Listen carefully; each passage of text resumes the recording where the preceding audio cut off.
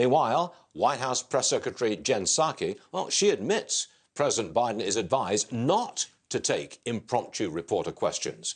Watch this. That is not something we recommend. In fact, a lot of times we say don't take questions, but he's going to do what he wants to do because he's the president of the United States.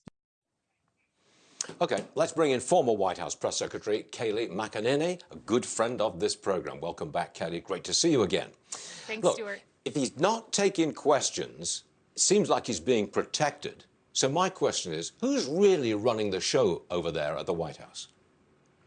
Well, there was an article out this week that talked about President Klain, and that may be an unknown name to viewers, but that's referring to Ron Klain, the chief of staff. They said that he's in charge of orchestrating this FDR, LBJ-like type spending, this, tremendous transformation of American society. But from a comms perspective, it certainly seems like the press secretary may be calling the shots. She said we encourage him not to take questions. And as you'll know, Biden repeatedly will say, hey, this got to be last question. I'm going to get in trouble here. And you always wonder, well, who's he going to get in trouble by? Seems like the White House press shop. They don't let him out there for very long. They don't let him answer questions freely from the press. What are they covering up? I mean, there is a suspicion that he's tired, that he fumbles, that he's unfocused. Is that why they're protecting him? There's no doubt about it. I mean, anyone who watches him sees that he has trouble in the freewheeling back and forth and jousting of a White House press briefing. So they're absolutely trying to control the style that they just feel like does not work for him.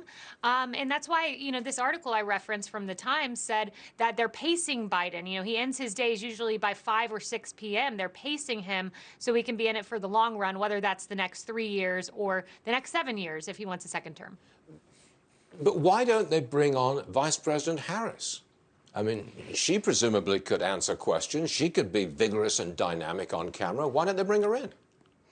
Oh, she doesn't want to be asked about the border. It's plain and simple. What she's trying to do is hedge her bets that she will be the next president of the United States following Biden, especially if he doesn't run for another term. So they're trying to carefully manufacture her appearance, which is why she's in charge of this nebulous Central American country origin problem, but not the border crisis. There's not a lot of good answers to some of what we're seeing going on, this jobs report, immigration, and other areas where they have a perilous terrain should they take questions. I think they're manufacturing her appearance to prep her to be the next commander-in-chief, and that means staying away from those press conferences. Katie, as you know, Twitter has suspended Donald Trump's new account from the desk of Donald J. Trump. I see this as a flat-out attack on free speech and a flat-out attack on the former president. When's it going to end? That's my question, Kayleigh. It's not going to end. And I think that this is a really troubling development. So their logic was we're banning President Trump because he can't be trusted with a Twitter account, was Twitter's logic in the wake of January 6th.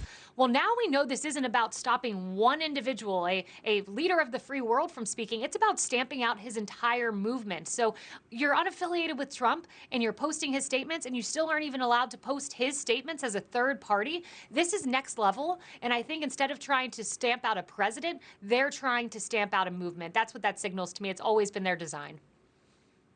Kayleigh McEnany, thank you for taking time out of a very busy day. We always appreciate you being here. Don't be a stranger. Come back soon, Kayleigh. We'll see you. Anytime, Stuart. Thank you.